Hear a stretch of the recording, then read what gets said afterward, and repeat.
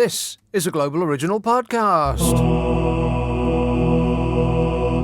As you can hear from the echoey sound of my voice, I am recording this from the Celebration Suite at Trump Towers. It's just me, some streamers and a party balloon. Coming up, the IQ of frogs, an alarming idea about soap, and buying a car far too quickly. But first, a man calls who has a problem with gas. Abingdon, hello Dean. Hello, how are you, Nick? All Great, right? mate. Long time since I spoke to you.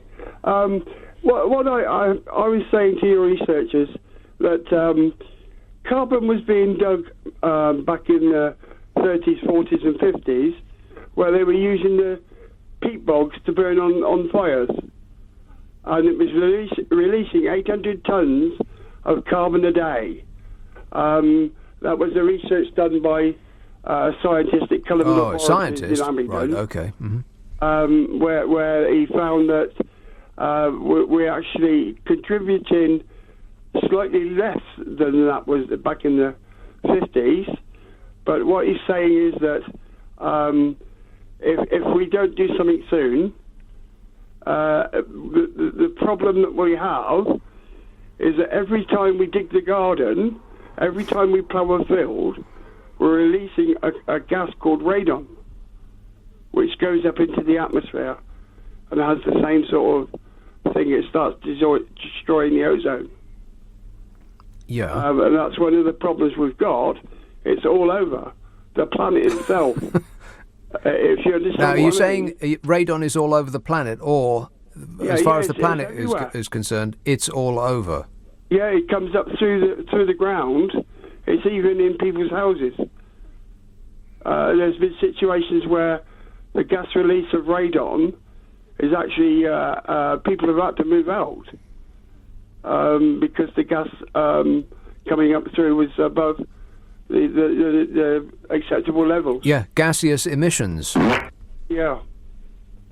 You know, and this radon gas is in everywhere. But what's your point, though? My point is that the planet is destroying itself. In a way. We're not helping, Nick. Yeah. Don't get me wrong, we're not helping. The planet is not destroying itself. Pardon? Yeah, well, I mean, if you look at the cycles of when it all started, basically, you know, the carbon footprint that they've worked out from when before man was even on the planet. Yeah, before he was invented. You know, it's really great. If you understand what I mean. No. All right. Okay. Better luck next time. It's not your fault, Dean. I blame myself. Michael says, what happened to Benny the whale? He's been sidelined by Brexit and climate change. Is that the whale that was in... It was a beluga whale, right? And he was in the Thames, which is a very bad idea. I don't think whales should live in the Thames, or anything, in fact. What happened to Benny the whale?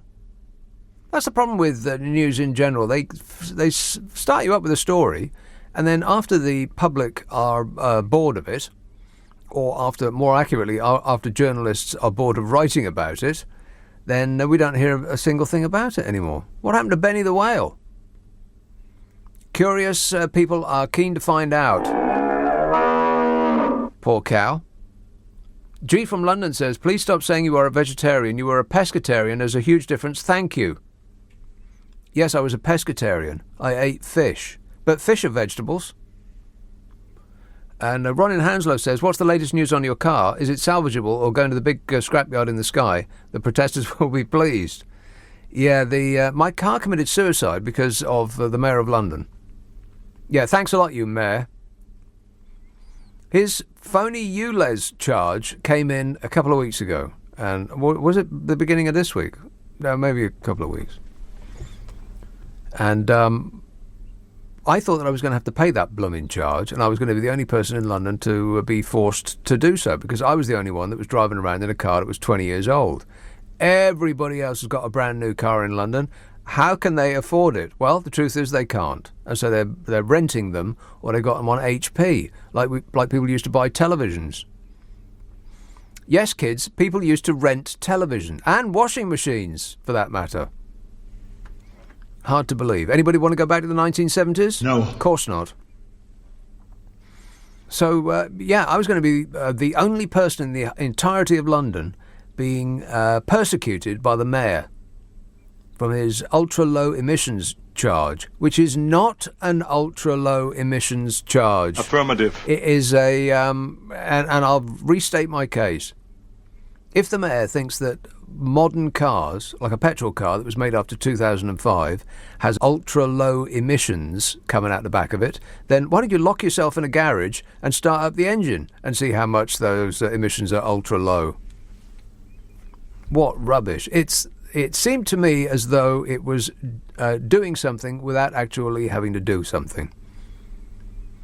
Coat him in glory as an eco-champion without actually affecting the amount of cars on the road in any way, shape and form. But I'll get to that later. There has been statistics which have been revealed that suggests that it is a tremendous success. But, those are just numbers created by scientists, which means that we can completely dismiss them.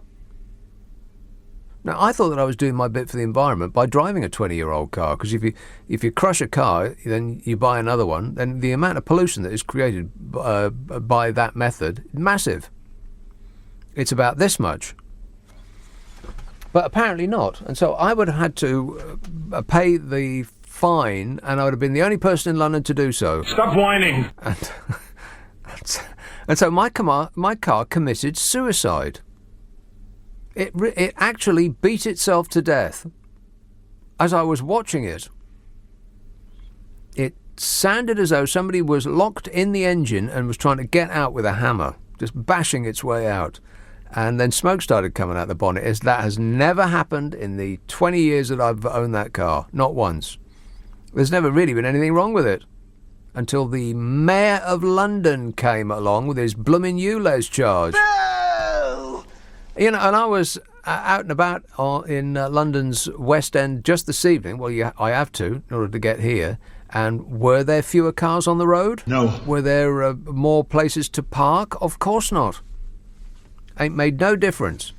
Unless you believe the statistics that have just been released, and I'll get onto that in a while. Linda tweets, all these experts are very interesting tonight on LBC. Well, you're talking about the experts that say that there's nothing to worry about and climate change is no new thing, and it's actually the Earth that is killing itself. It's seen what we're like and has said, right, that's it. It's over. Charlie says, I was 16 in 1967, the summer of love. It's good to know there's still one hippie left living the dream. Are you referring to me or you? And John in Manchester says, thank you for pointing out that short-termism is selfish. I disagree with you regarding the Brexit bit on this point. You are spot on. What? I disagree with you regarding Brexit, but on this point you are spot on. Hey, I got something right. Can you believe that? No. Had to happen eventually. Just by chance. So, I want to talk more about Emma Thompson and the grief that she's been getting. I want to talk about hamburgers, and I want to talk about a big pink boat and all of the people that were surrounding it, and and Adam Bolton on Sky News. If you are presenting the news and you become the news, then I think that something wrong's gone wrong somewhere. Like my brain just then. Something wrong has gone wrong. And I think you'll find that's accurate. 0345 6060 973. Nick Abbot, LBC. It's the only accurate thing about this podcast. Coming up, an idea about soap that you might not like. Emma Thompson was getting it in the neck for flying, and her explanation was that sometimes she does have to fly. But she flies not nearly as much as she used to because she's concerned about her carbon footprint. Plus, she plants trees, she said. She says one of the things that's happened consistently over the decades is that it's always turned back on the individual, which is, what these gotchas were in the news. Aha, that person's drinking from a non-reusable coffee cup. Therefore, we can dismiss anything they say about the environment. It's just ridiculous. Obviously, they're just playing gotcha. She says, everyone's been asking for clean energy for decades. This question and this demand has been made for decades, and it's been ignored for decades. So where's the hypocrisy from me? If I could fly cleanly, I would, she says. Correctamundo. But that doesn't suit people's agenda. The agenda is to rubbish anyone that suggests that we're living a life out of balance, which we are. Koya niskatsi. Groovy. Jack says, never mind the planet, I've just had the unfortunate pleasure of being behind the dirtiest diesel car I've ever seen. I drove about a mile in a cloud of its black smoke. It definitely shaved 10 years off my life. I've been there. Every time I drive into London, I'm there. What are people running their cars on, for crying out loud? Like chip fat. People are in there burning logs.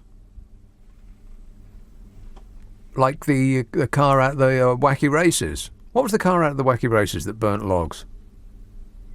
I'll have to look that up. Yeah, those cars should be taken off the road, and sometimes you see the smoke pouring out the back of a car, and you think, God, is that about to burst into flames, or is that normal for that car? Those cars should be taken off the road, not my perfectly innocent old, 20-year-old car, which only released fragrance out the back of its thing.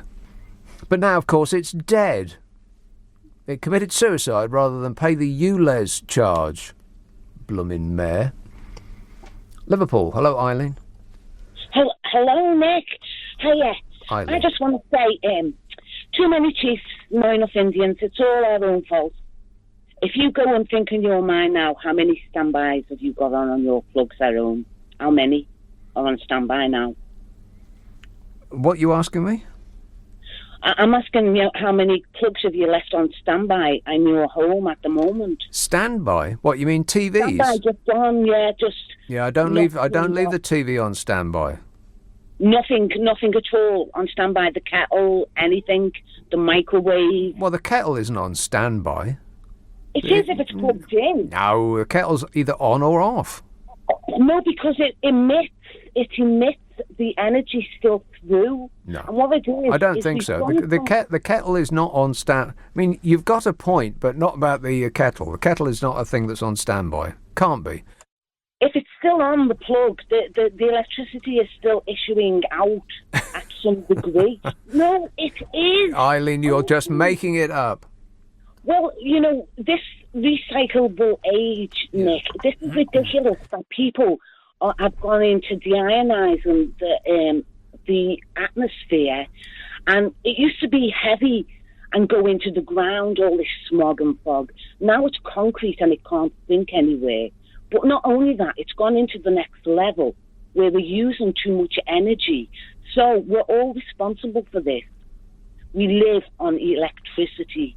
Yeah. Well, if only we could make electricity in a more clean way, which, of course, we can. Wind power. I know a lot about wind. Yeah. No, you gives you cancer, is what I heard.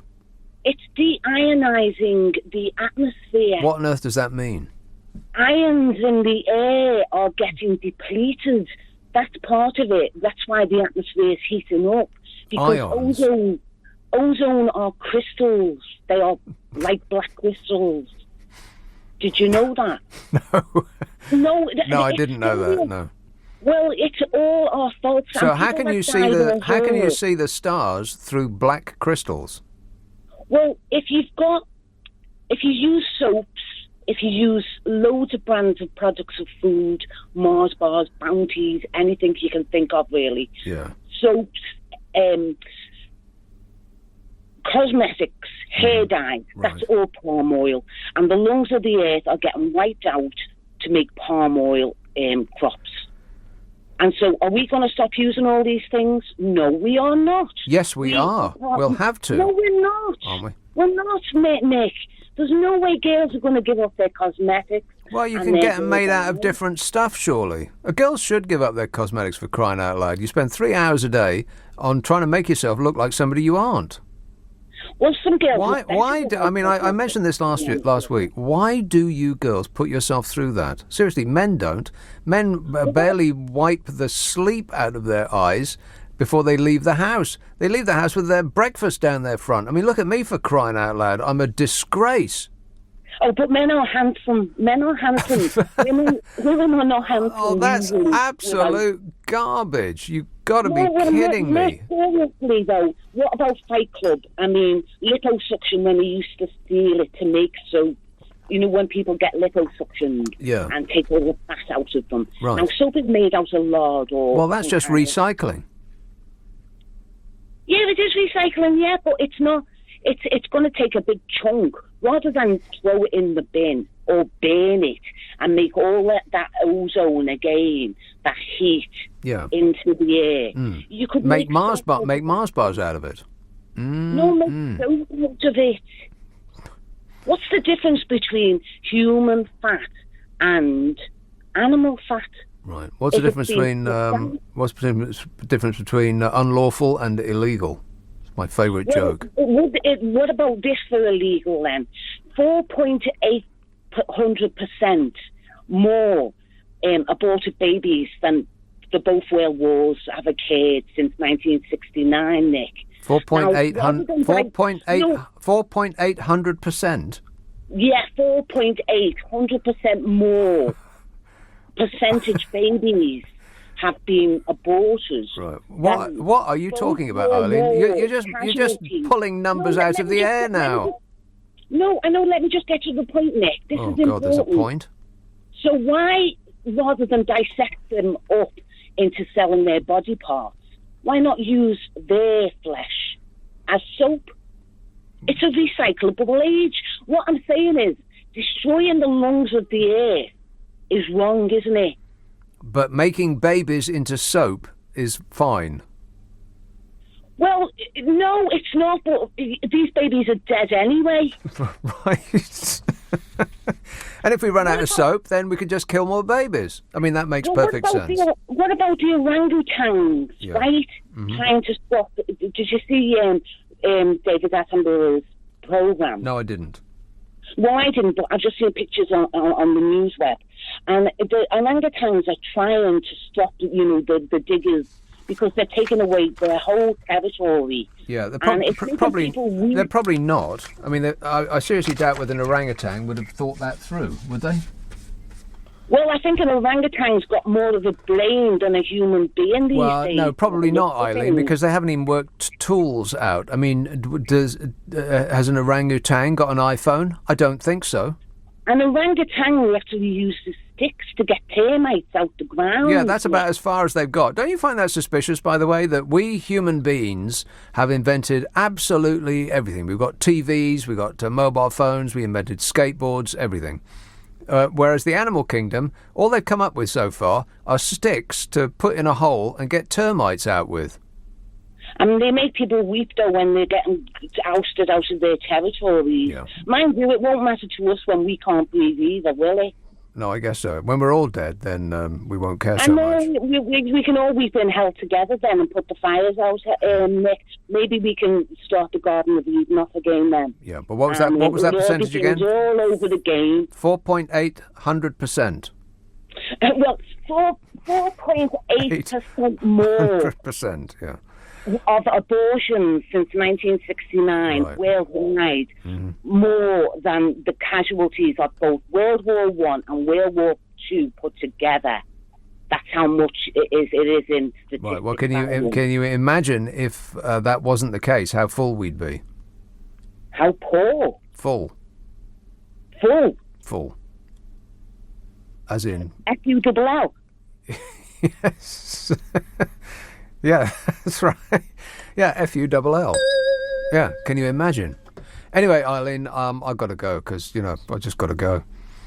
Did that make sense? Yes. Well, some of it. Yes, in parts. Coming up, buying a car while your head is spinning. Chris says, your show and 99% of UK broadcast media have now become a politically correct, insane echo chamber. Insane in the membrane, insane in the brain. What are you talking about? He says, if this world has any hope of sorting out its multitude of social problems, then stations like yours need to stop burying their heads in the sand and pretending they were all living in a fairyland, says Chris. I don't understand what... a politically correct, insane echo chamber. Right, so they're another one of these climate change deniers. I don't want it to be true, therefore it's not true. And that is my furiously expressed opinion. I got no time for people like you, Chris. I really don't. Ron says, I get the point of the climate change gang, but I don't get the timing of this action while all the MPs are away on their holidays. Can you believe that our MPs have gone away on holiday? What? I am stunned. After everything that's been going on, they went, poor Mrs M. Poor Miss, I do feel a little bit sorry for her. How's being Prime Minister working out for you, Mrs M? Dreadful. She went on her hands and knees over to the EU and crawled across the carpet, begging them for an extension, and they gave it to her on the condition that they beavered away and worked really hard to come up with some way out of this morass. And the very first thing they did was say, thanks very much. Now, we'll see you in a couple of weeks because we're off on holiday. Good grief. Is this any way to run a country? Disgusting. Awful. Liam in Brighton says, your colleague Rees-Mogg referred to the climate protesters today as snowflakes. Oh, for crying out loud. Why are people trying to make tomorrow better called that, says Liam in Brighton? Because it's easy to just dismiss people. Rees-Mogg called them snowflakes. He seems to love throwing that about, doesn't he? You know, if I looked and sounded like Private Pike out of Dad's Army, I might criticise other people's opinions less. And Lawrence says, have you recovered from the builder's dust yet? No, I haven't. I don't know what the hell that stuff was. I mean, I'm frightened to find out. But it felt like somebody had superglued sand to my vocal cords. It was the word. I I've worked in builders' yards, and I've dismantled buildings. I've even worked in clouds of asbestos dust before, but it was nothing like this. Whatever that was that came back at me, and I didn't really get much of a face full of it. I must have just had one lungful of it, and it's been. I've just felt bad for a month now. I've got a heaviness on my chest. Phil says, I've an idea on how to end the protests in London. How about relocating them to Bournemouth? At £100 a ticket, I'm sure there'll be plenty of seats available. As a bonus, they can bathe in the English Channel and acquire any sunglasses surplus to requirement. Excellent idea, Phil. I'll see you on the sands with a bucket in my hand. You bring the spade. John in Folkestone says, did you know that the 6-litre Bentley Continental is ULEZ compliant? What does the mayor drive? I've got no idea, but I would expect it would be something like that. Except he'll be in the back seat. Kissing and hugging with Fred. Yeah, probably not. I did look that up because I was looking to buy a new car because I can't be without a car. You can't go to the shops without a car, and you can't go to the garden centre without a car, to buy a tree so I can do my bit to protect the environment. And I can't come to work without a car. So I looked up cars, and in a moment's fury, I realised that it doesn't really matter how big your engine is, you can still get a pass from the London Mayor's phony ULEZ scheme. Ultra-low emissions zone. A 6-litre Bentley Continental is ULEZ compliant. You do not get fined because apparently a 6-litre engine doesn't produce any poison out the back. How ridiculous is that? I am stunned. And so I did buy a car. I'm now a 2-car family, which is, I know, that's not saving the planet either. It's the first car I bought in 20 years, and it was terrifying. I was making a major life decision, and I sort of made it up in about 2 minutes flat. And then a sort of rushing sound in my ears, and my head was all of a swim, and not in a good way. Groovy. As he started to prepare the papers for me. And there was part of me that thought, hey, this is a pretty grown-up thing to do, and I don't often feel very grown-up. When do you feel grown up, by the way? I mean, I'm 58 years old, and I still don't feel like a grown up. When does that happen? And everything seemed to be occurring a bit too quickly, because we settled on a price. I expect that car dealers add 10% to whatever they think they can get away with, in knowing that the prospective customer is going to want 10% off, so they'll go back to the price that they originally thought they were going to get. So I felt great initially, but then I thought, maybe not so great. And just time seemed to both slow down and speed up at the, concurrently. And it was all a bit alarming, because I agreed on a price, and then he started preparing the paperwork. And my mind was thinking, what are you doing? Surely you should walk away and think about it for a while. But I didn't, and I bought a car right then and there with the same sort of casual air as if I was buying a coffee. It was alarming. So now I've got two cars. One car that works, but at the moment, and one car that doesn't. One car that sits disconsolately outside on the road because it committed suicide because of the mayor's charge. Did I mention that? Whinging and whining and moaning. Canuck. Hello, Mel. All right, Nick, how are you? Good, thanks. I watched what was going on in London on the news. Yes. I agree with him. Obviously, I watched that David Attenborough thing. I can understand what they're on about. But I didn't understand what the bloody boat was on about. Right, well, the idea was the pink boat for? Well, I don't know why it was pink, but it wasn't the boat representing the rising tide of water that is going to... That's what I thought. Yeah. I was just thought about that when I was waiting for you to... Right. On the phone. Because London's fairly low level, and once the tide comes in, it's all going to be underwater, and then there will be problems getting about. Then we will be disrupted. Well, if they don't want it, they can bring it up here. I'll have it up on the canal and go fishing. Yeah, I'm not sure it's actually seaworthy.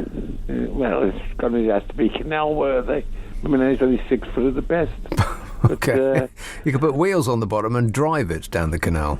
Yeah, you possibly could, yeah. So I have thought about living on a barge once. It might have been interesting. And then I found out that people were being mugged on them. People are being mugged on barges? Yeah, being mugged on barges, having the barges nicked. I don't know how true it is. It's just people had their barges nicked? Yeah. Well, that would be a pretty slow motion police chase, wouldn't it? Well, that's what I thought when I heard about it. I thought, well, you got a bike down there, there's only 2 ways he can go. Well, yeah. I mean, he can't do a 3-point turn. No, I don't think zip off in another direction. I don't think you can see one of them in a canal, I'm not sure. But because they're quite long, aren't they? But yeah, I thought it was interesting. It was in London. Why is everything in London? Don't get that. Why is everything in London? Well, but the actual answer to that question is the Thames. Yeah, possibly. But there was that girl that they interviewed, and she said she was from Birmingham. And I just thought, why are you protesting in Birmingham? I thought, well, perhaps the West Midlands police are tougher.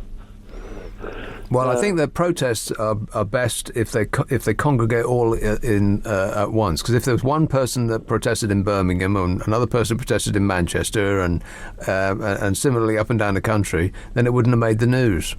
Yeah, well, there is something happening. I mean, I'm at the age where I remember there used to be lots of butterflies, lots of bees, lots of birds. Well, it's insects in general. I mean, Mel, you can remember when you used to drive around in the 60s and the 70s, and you'd have to scrape the dead insects off the front of your car, correct, wouldn't you?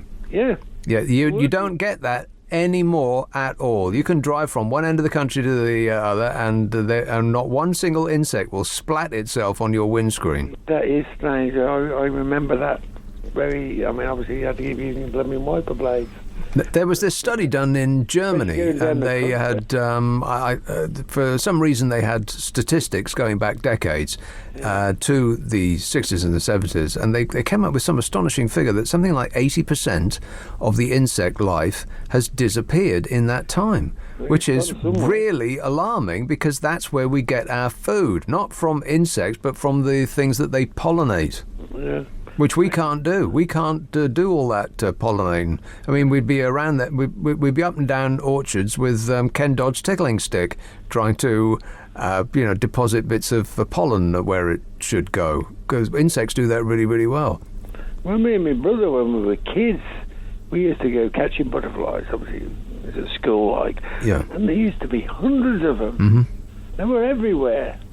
And now you just don't. You see the odd white one now and again. Yeah, now all you get is Red Admiral ladybirds. for years. Yeah, no, I actually saw a couple of red admirals. At least I assume that that's what they are. They were red. I don't know. Yeah. That's an indication. The birds, I think what we could do with is culling some of these magpies. There are hundreds of them. And I don't remember magpies when I was a kid. I mean, I suppose... Now, that's the black and white ones, right? Yeah. Right. Well, what's wrong with a magpie? Well, they eat birds' eggs, don't they? So obviously they pinch, if a sparrow lays its eggs and one of these things find the nest, they'll take the eggs, they eat the eggs. Right. I know they eat eggs because I used to fly pigeons, I used to raise pigeons. And when I didn't want any youngsters, I'd take the eggs away, put them outside, and the magpies would come down and take Yeah, well, they do have a malevolent gait, magpies, don't they? Yeah. They do look like hooligans. Yes, they are. And they need culling, I think, because there's too many of them. Well, perhaps. But can we start with grey squirrels first? Because they're really annoying. Do you know I haven't seen a red one for years? No, nobody has. I think there's a couple of trees in the middle of nowhere up north, but they still live in. But apart from that, we ain't got none no more. Yeah, the last one I seen was in Bluebell Wood, which is not far from where I live. Bluebell Wood. Oh, that sounds a delight. Bluebell that grew in there, but that's the last time, and that was somewhere around about 61 maybe. Yeah. I mean, people talk about, climate change ain't happening and the dying off of the animals isn't really a thing, but all you have to do is remember back to when you were young and how many insects were in the air then that aren't there now, and you realise that, well, yes, it is happening. It's because it's happening relatively slowly. It's not from a massive change from one day to the next that would be noticeable, but it's like a frog in water. If you put a frog in boiling water, then it will express its concern. But if you put it in cold water and then heat it slowly, apparently it'll just stay in there. Stupid frogs. Yes, that is a scientific fact. Frogs are born, they do stupid things, and then they croak. If you subscribe to this podcast, you will find the next episode gets squirted up your life as though by magic on Mondays. And don't forget the podcast that I do with Carol McGiffin, which is a right laugh. It's called What's Your Problem with Nick and Carol, in which the effervescent Carol McGiffin and I try to solve people's problems while laughing like drains. And if you would like us to have a bash at your issue, send it to the following address, nickandcarol@global.com. That's nickandcarol@global.com, and prepare to be completely satisfied. You can also find the Whole Show podcast from my show on the radio, which is, as it sounds, the whole show as broadcast with all the ads and the news stripped out, so it doesn't take so long to listen to. And you can find both of those where you found this. And I'll be back on the radio Friday, Saturday and Sunday night at 10, and until then, I'll be seeing you. Bye-bye. Be seeing you. Bye-bye. Be seeing you. Bye-bye.